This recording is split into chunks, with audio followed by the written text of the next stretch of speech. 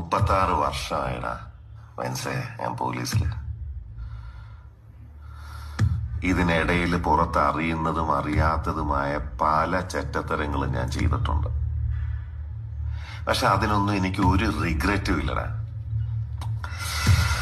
2 ദിവസം കഴിഞ്ഞ് ഞാൻ ഡിപ്പാർട്ട്മെന്റിൽ നിന്ന് റിട്ടയറായി DYSP മെഡലും വാങ്ങി ഇറങ്ങുമ്പോ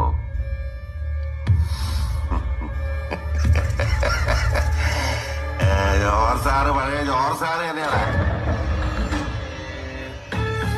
നീ ആരെയാണ് ഈ പേടിപ്പിക്കുന്നേ? എന്നെ